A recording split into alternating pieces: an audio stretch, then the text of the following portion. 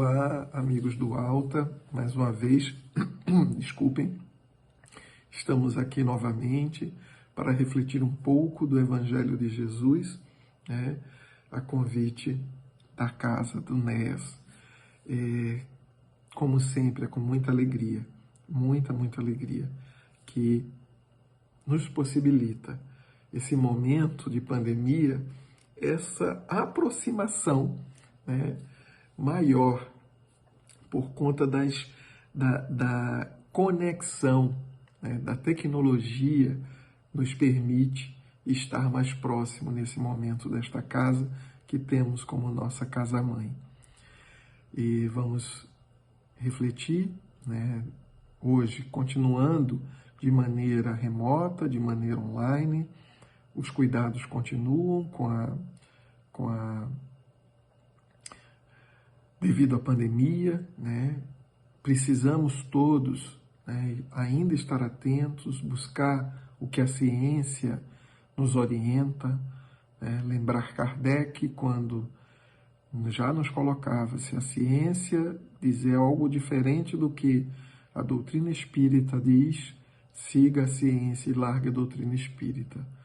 E então, a nossa doutrina, como sendo a doutrina ligada ao raciocínio, ao entendimento, que possamos atender ao que solicita as autoridades sanitárias do planeta, autoridades com conhecimento de causa, né, com entendimento do que falam.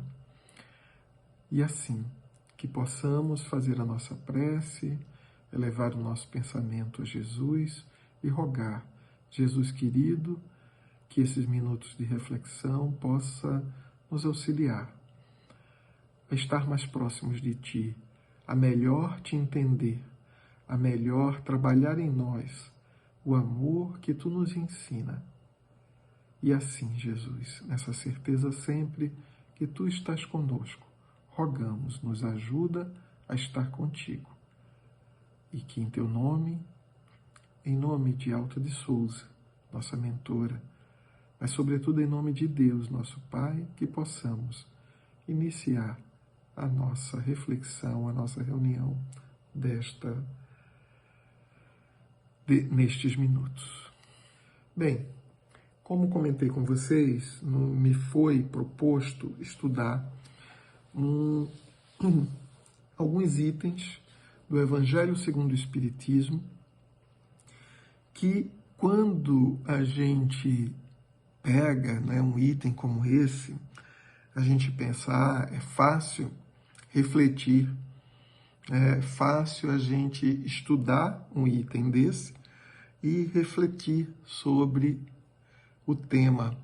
Tanto falar como se tivéssemos a oportunidade de interagir, também seria muito fácil. Como às vezes a gente diz, quando faz uma leitura, né, está muito claro, não precisa nem de explicações. E eu diria que esse capítulo, em especial esse primeiro item, esses primeiros itens desse capítulo do Evangelho segundo o Espiritismo, nós temos a tendência dessa ideia simplista. Mas quão complexo é para nós.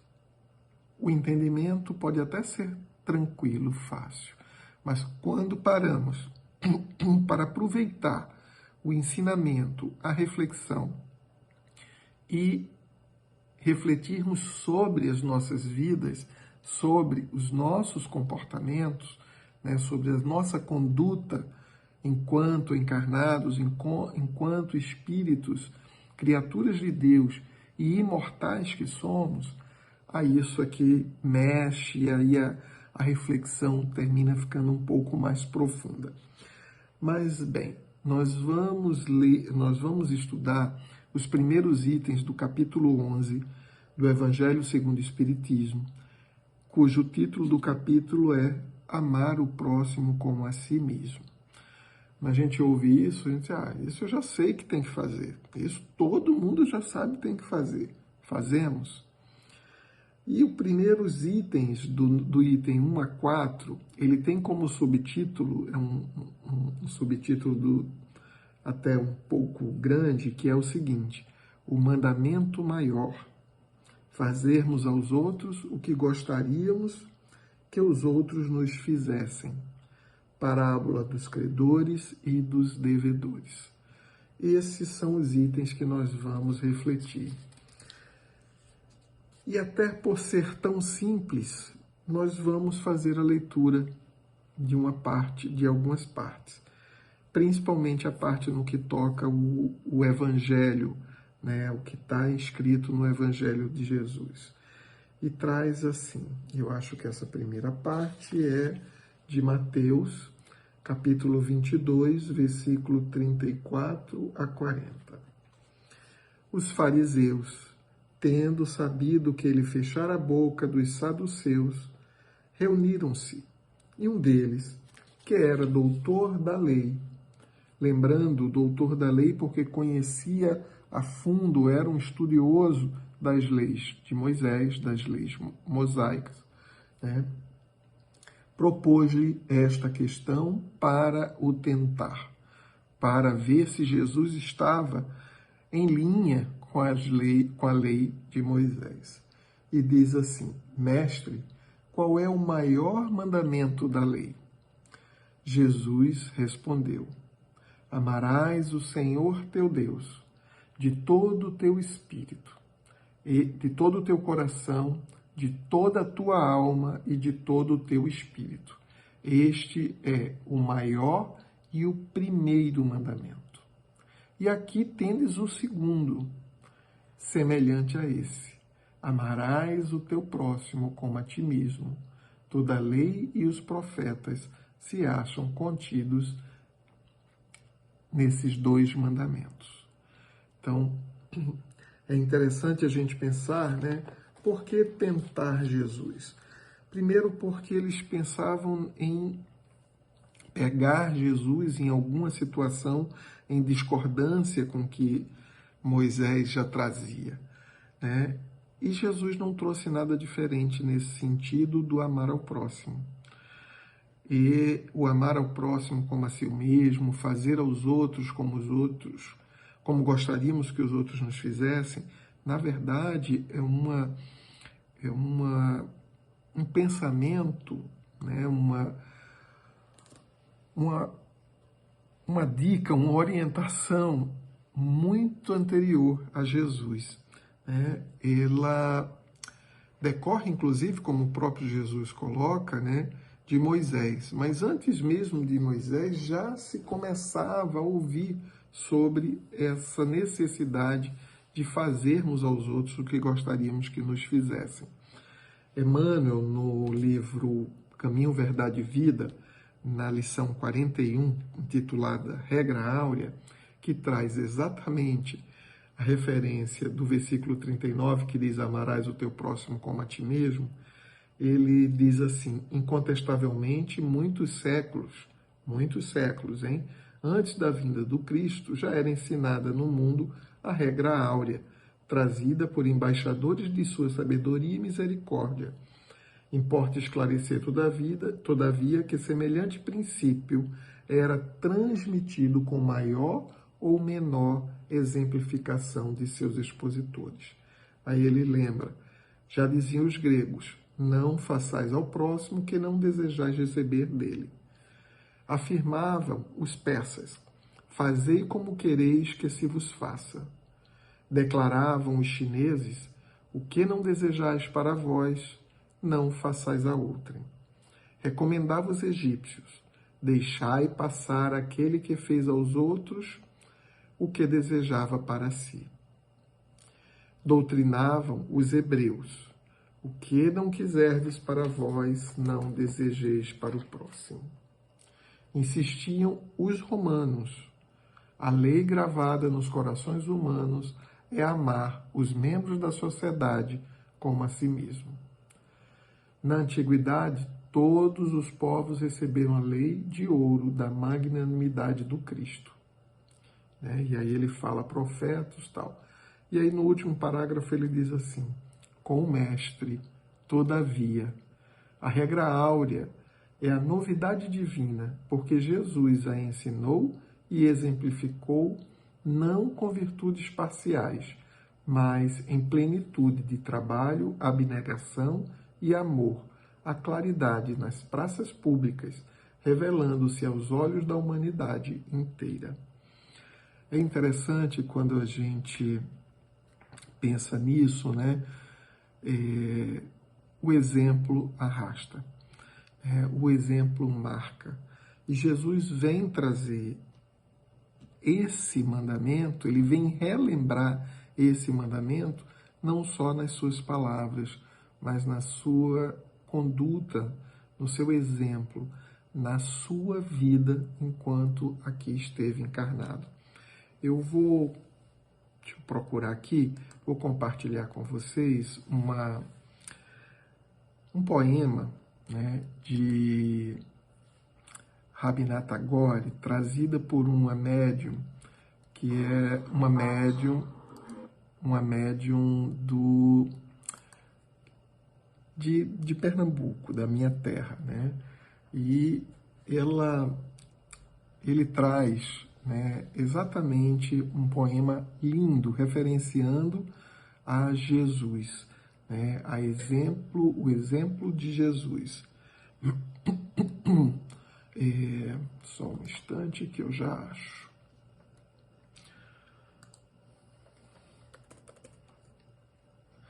E aí,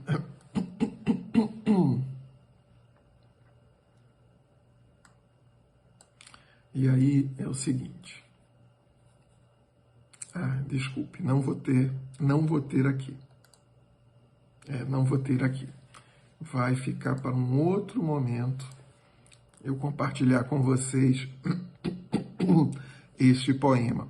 Mas é muito lindo quando ele começa a falar, inclusive, de outros não ligados até ao judaísmo, né? A Buda, por exemplo, né? E no final ele puxa, de forma muito poética, muito bela, ele puxa sobre Jesus, sobre aquele que encanta, que arrasta, né, a nossa atenção, a nossa emoção, né, para segui-lo, pelo exemplo, pelo amor que Jesus traz na sua vivência.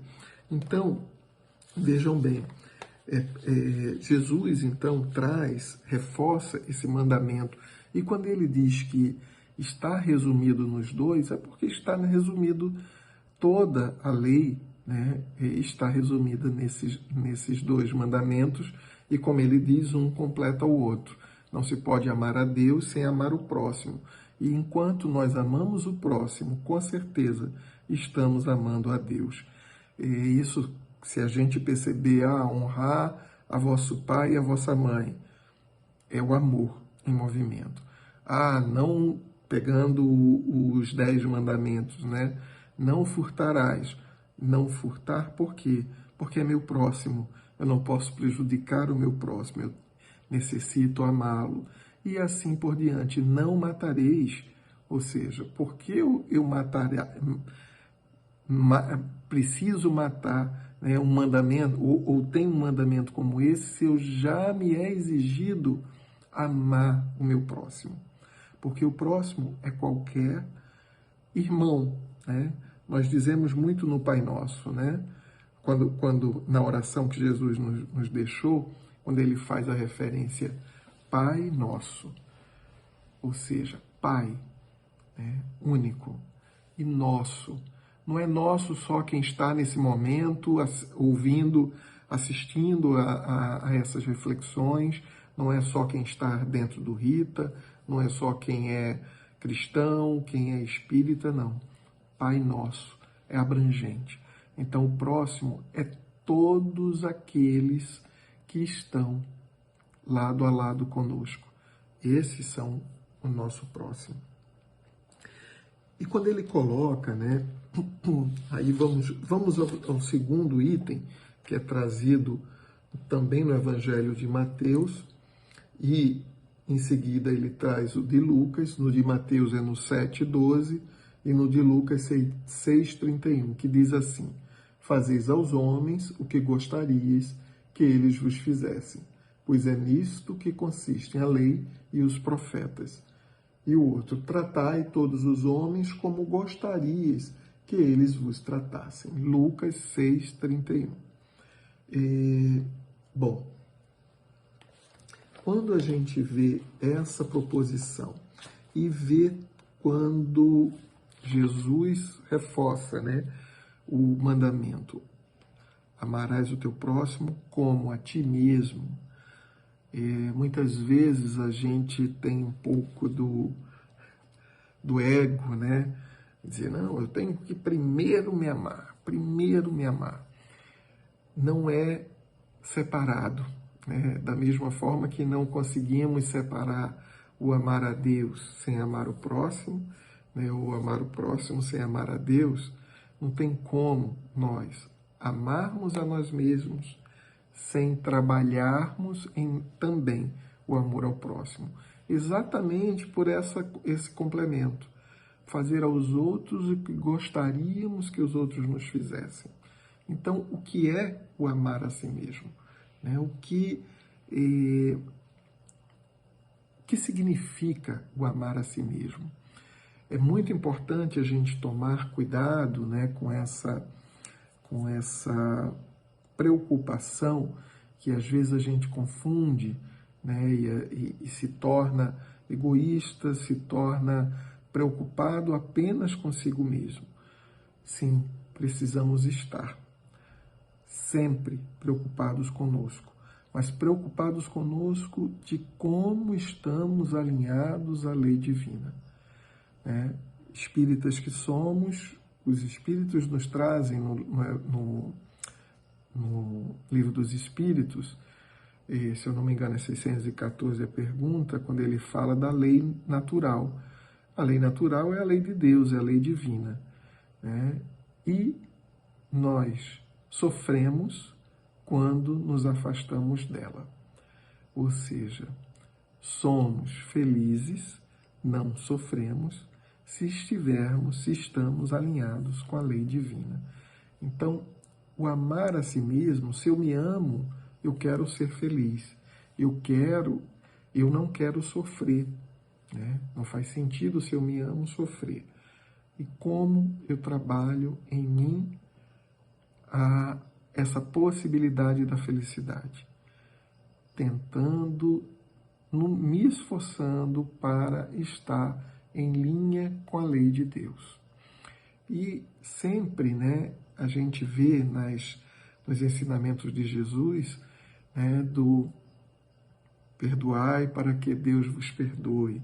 Né? Na medida que medirdes, serás medido. E às vezes a gente põe isso como sendo um juiz, uma coisa externa. Não, não é externo, é nosso, é da consciência. Então, se é da consciência, exatamente aos poucos vamos internalizando isso, de fazer os outros o que gostaríamos que os outros não fizessem. Ainda é muito difícil, às vezes, a gente fazer essa reflexão, né? Pararmos até para buscarmos realmente perceber, será que se eu estivesse na condição, na situação que esse irmão está, eu gostaria de receber isso? Estava vendo uma reflexão, eu acho que foi do Décio, ele falando sobre isso, né? Porque é um exercício muito difícil. A gente fala, é ser empatia, ter empatia, né? Mas isso não é tão fácil, porque eu vou me colocar no lugar do outro, mas será que eu consigo me colocar no lugar do outro de maneira plena, né? Realmente total, completa? Ou será que eu vou ser o André no lugar do outro? Né? Que a gente tem isso. Se eu fosse fulano, eu faria assim ou assado. Mas se eu fosse com a cabeça, com a cultura, com a vivência, com a condição que eu tive, né, de vida, de cultura, de educação, de formação, de conhecimento religioso, né? mas fica difícil muitas vezes a gente se colocar no lugar do outro, para perceber, inclusive, as suas dores, as dores que não estão tão expostas, né, como muitas feridas ficam, e a gente tenta, né, o nosso ímpeto é de curá-las, né, mas a gente não consegue fazer de forma ainda tão integral esse esforço. Mas precisamos porque exatamente esse amar o próximo como a si mesmo é na medida que eu me entendo, na medida que eu percebo que eu preciso estar alinhado com a lei de amor, de justiça, de caridade. Emmanuel, no livro Consolador, na pergunta 351, é um livro que é trazido perguntas para Emmanuel, né? E a pergunta 351 questiona o seguinte: como entender o amor a nós mesmos segundo a fórmula do Evangelho? E Emmanuel responde: o amor a nós mesmos deve ser interpretado como a necessidade de oração e de vigilância que todos os homens são obrigados a observar. Amar a nós mesmos não será a vulgarização de uma nova teoria de auto-adoração. Para nós outros, a egolatria já teve o seu fim, porque o nosso problema é de iluminação íntima na marcha para Deus. Esse amor, portanto, deve traduzir-se em esforço próprio, em autoeducação, em observação do dever, em obediência às leis de realização e de trabalho, em perseverança na fé, em desejo sincero de aprender com o único mestre, que é Jesus Cristo. Quem se ilumina cumpre a missão da luz sobre a terra, e a luz não necessita de outros processos para revelar a verdade, senão o de irradiar espontaneamente o tesouro de si mesma. Necessitamos encarar essa nova fórmula de amor a nós mesmos, conscientes de que todo bem conseguido por nós, em proveito do próximo, vejam que não tem como separar, não é senão o bem de nossa própria alma. Em virtude da realidade de uma só lei, que é a do amor, e um só dispensador dos bens, que é Deus. Então, vejam que não tem como.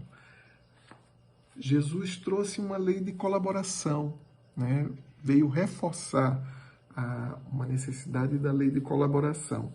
E, na verdade, Jesus expande, por isso que é o maior mandamento, e o segundo, que é tão grande quanto esse, que é o amar o próximo, ele abrange toda a lei, inclusive o amar os inimigos, a ser indulgente. Então, é importante que a gente entenda isso.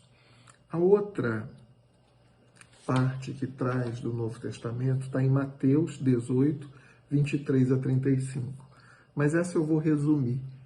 Jesus conta a parábola, conta uma história de que um homem que devia certa quantia a um grande senhor, pego, cobrado por esse senhor, e aí ele se ajoelha, pede e tal, e insiste, pede perdão, pede um pouco de paciência.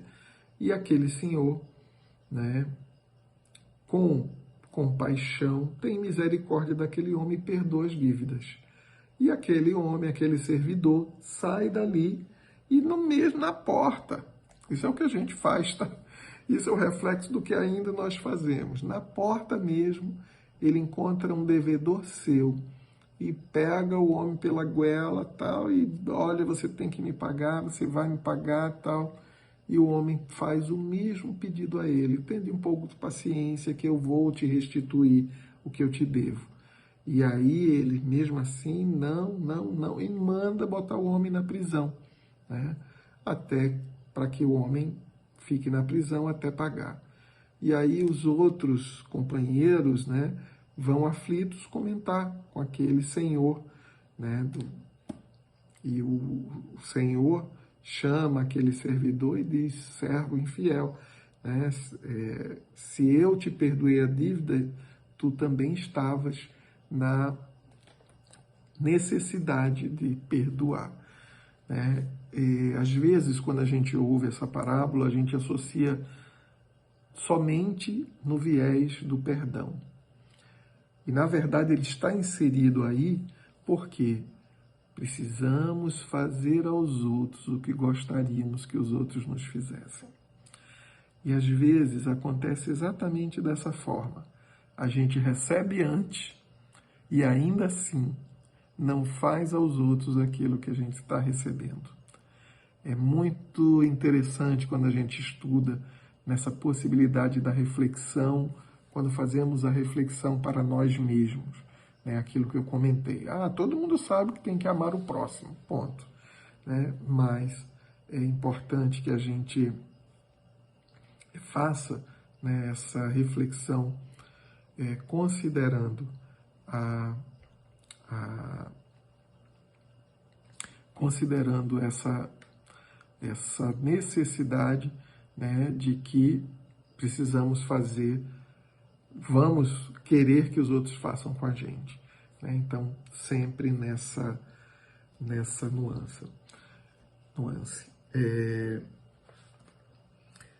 Também Emmanuel, né? Eu gosto muito de Emmanuel nas reflexões evangélicas, né? E nessa série, né, do Pão Nosso, Caminho, Verdade e Vida, tal, ele traz, é muito rico nesse sentido, quando ele, inclusive, pega trechos do Evangelho, né, e faz a reflexão em cima.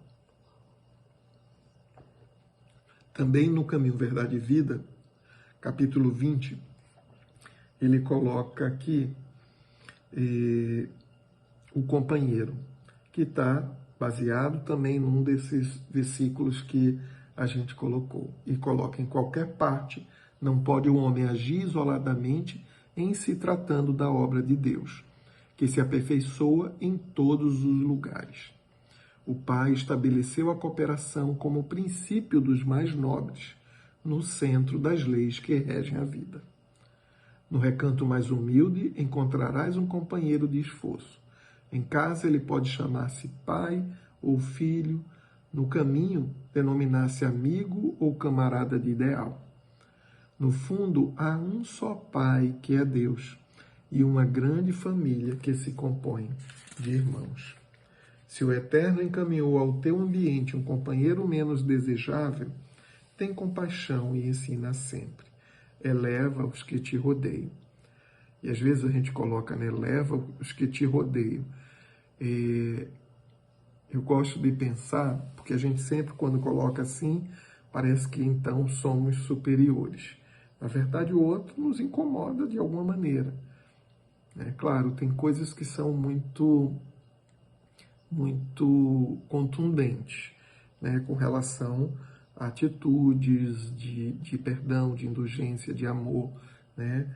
Mas tem coisas que são tão leves, né, e que às vezes a gente se julga maior, mais bondoso, mais indulgente, mais generoso, e que, na verdade, o outro, né, é a possibilidade do trabalho com o outro, de aprender com o outro, que nos elevamos, e não no que nós elevemos aqueles que nos rodeiam.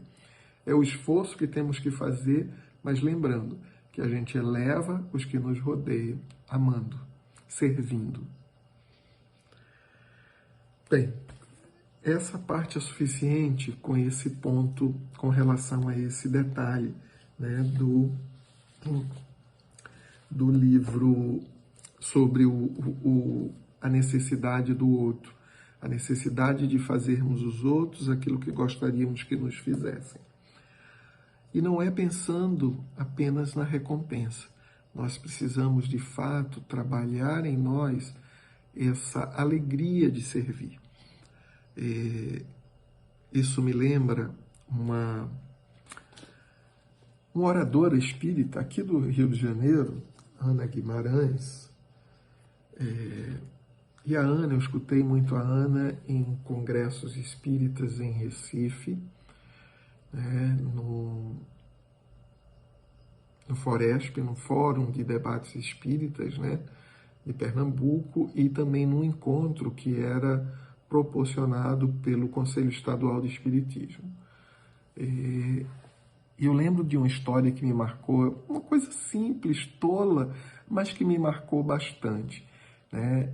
E que eu acho que tem um viés, né, de certa forma, com esse tema, com esse assunto do amar o próximo como a si mesmo, principalmente esse a si mesmo, que é a necessidade também de nos conhecermos, nos trabalharmos, o orar e vigiar, que a gente leu, né, na lição trazida por Emmanuel, na pergunta respondida por Emmanuel no Consolador, e que diz assim que tinha um determinado homem simples, muito simples, que frequentava um centro espírita e que ele, simples, analfabeto, né, era um centro muito pequeno, muito pobre mesmo, né? E esse senhor, ele chegava cedo na pequeno espaço que era o centro espírita, ele chegava cedo, ele varria o salão, né, onde eram feitas reuniões públicas, né, ele botava água na mesa, ao sair ele era o último, porque aí limpava também o centro antes de sair. E seu filho, né, ele o acompanhava, né, e teve a oportunidade de estudar tal, e quando ele chegava em casa, ele pedia para o filho abrir o Evangelho. Só que a única lição que ele pedia que o filho lesse era a lição do homem de bem. E o filho lia a lição do homem de bem. Passou-se os anos, tal, e o homem de bem. Ele só, quando abria, passava toda semana, Evangelho no lar, o homem de bem. O homem de bem.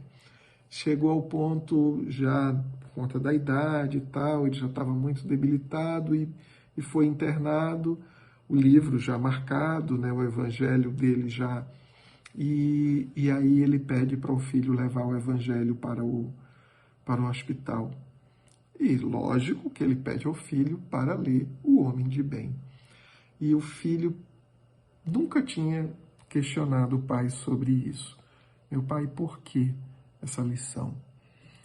E ele diz, é para eu tentar gravar na minha consciência, no meu cérebro, né, no meu entendimento e no meu coração, para que eu possa, mais à frente, poder ser de fato um homem de bem. E aí lembramos dessa história quando estávamos estudando e pegamos novamente o texto. E aí alguns pontos que estão alinhados com esse amar a si mesmo. Né? Deposita fé em Deus, na sua bondade, na sua justiça e na sua sabedoria. Tem fé no futuro, razão porque coloca os bens espirituais acima dos bens temporais. Possuído do sentimento de caridade e de amor ao próximo, faz o bem pelo bem, sem esperar paga alguma. Retribui o mal com o bem, toma a defesa do fraco contra o forte e sacrifica sempre seus interesses à justiça.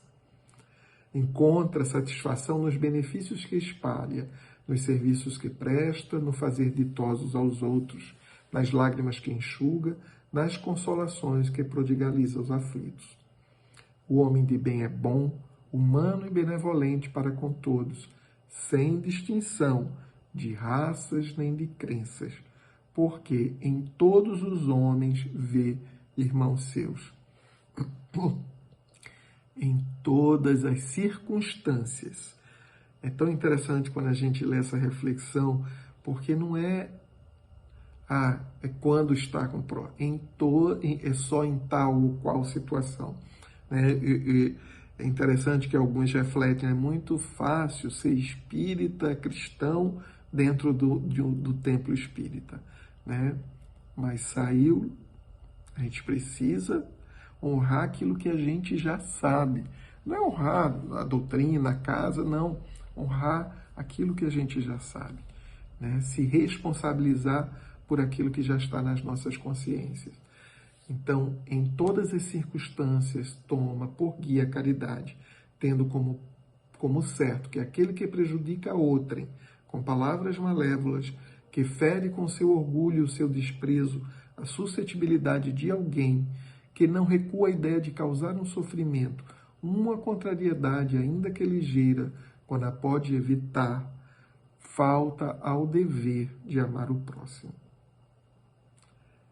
Perdoa e esquece as ofensas e só dos benefícios se lembra. É indulgente para as fraquezas alheias, porque sabe que também necessita de indulgência. Estuda suas próprias imperfeições e trabalha incessantemente em combatê-las. Todos os esforços emprega para poder dizer no dia seguinte que alguma coisa traz em si de melhor do que na véspera. Não vou mais, tem alguns pouquinhos itens, mas acho que isso já é suficiente para a nossa reflexão, para que sejamos homens de bem, para que a gente busque esse exercício. E quando a gente fala em amor, é interessante a gente pensar no amor materno, que é um amor que a gente percebe, né, talvez o mais próximo do amor ideal, né, que precisamos ter para com todos. Quando a gente vê um amor, de certa forma, até incondicional aos filhos. Claro, hoje, nos dias atuais, não só as mães, mas os pais também demonstram todo esse amor, né? Mas ainda assim, nós sabemos o quão é diferente, né? O quão tem uma certa doçura, uma certa amabilidade, um certo grau de proteção amorosa.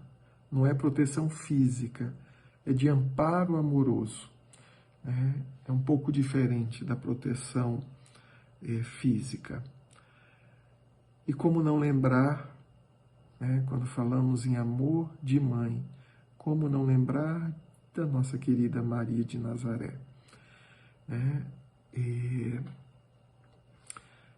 Existe uma lição do livro Boa Nova, né, de Humberto de Campos, que o último capítulo ele traz sobre Maria, né, e fala que Maria nos últimos dias esteve com João, como é de conhecimento de todos, e que se dedicava a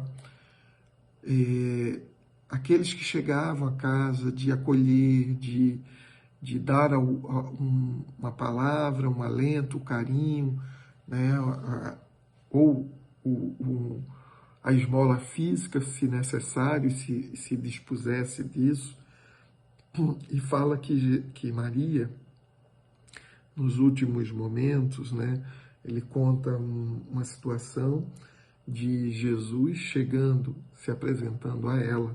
É muito bonita essa lição. Procurem no livro Boa Nova. Tá? A última lição, Maria, intitulada Maria. E aí Jesus coloca para ela faz menção em se ajoelhar aos pés de Jesus e Jesus segura, não. É Jesus que se ajoelha, né, que segura as suas mãos, né, e diz para ela, sim, minha mãe, sou eu, venho buscar-te, pois meu Pai quer que sejas no meu reino a rainha dos anjos. E isso foi durante a noite. No dia seguinte, Maria ainda está no processo do desenlace, né? Quando chegam João, chegam os demais amigos da redondeza, e aí conta que quando ela está se desligando, né? Aquele grupo de espíritos elevados, aquele grupo de anjos que a esperavam, né? Para Esse momento, né, de deixar o corpo físico, Maria pensando, vou ao encontro de Jesus agora, que eu sei que ele me espera. Mas ela lembra que teve notícias de cristãos que estavam no sofrimento, que estavam sendo aprisionados, que estavam sendo jogados às feras, que estavam sendo sacrificados pelos simples fatos de seguir o Evangelho de Jesus. E ela pede autorização, preciso vê-los, e vai, com aquele carinho de mãe, vai até as prisões de Roma, né, onde encontra vários dos cristãos aprisionados e se compadece com aquela situação, né, querendo fazer algo, e aí ela lembra, preciso dar alegria. Pensa até, vou tentar a liberdade deles. E aí o que é a liberdade?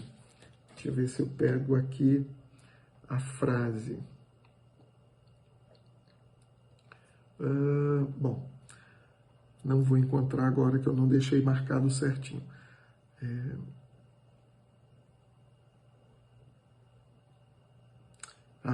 Que possuía para lhes dar. Deveria suplicar a Deus para lhes dar a liberdade?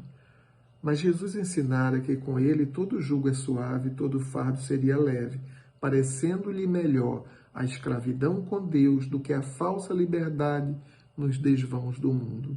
E aí ela, o que faço? Então, roga ao céu essa possibilidade de ajudar com alegria. E chega ao ouvido de uma das filhas, né? De uma daquelas que estava encarcerada e diz, canta, minha filha, tenhamos bom ânimo. Convertamos as nossas dores da terra em alegrias para o céu. E aquela jovem, como que envolvida, extasiada com aquele carinho de mãe, ela começa a cantar um hino. E logo em seguida os outros a acompanham, aliviando as dores daquele momento que estão passando. E assim Maria se despede e segue para continuidade, né? Não vai para o céu para ficar no descanso, não, para continuidade nesse trabalho de mãe. Por isso temos Maria como nossa Mãe Santíssima, como nossa Mãe de todos nós, como uma representação do amor materno, que é ainda o que chega muito próximo, né? Ou que podemos, né, mirar, mas não de maneira egoística, apenas para o filho, mas o tipo de amor que possamos trabalhar para que sejamos homens de bem, espíritos de bem, e assim amarmos incondicionalmente a todos os nossos irmãos diante do Pai nosso. E assim chegamos ao final, né, de mais uma reflexão, que possamos aproveitar, nos imbuir da reflexão sobre o amor, sobre o amor a si mesmo, né, com essa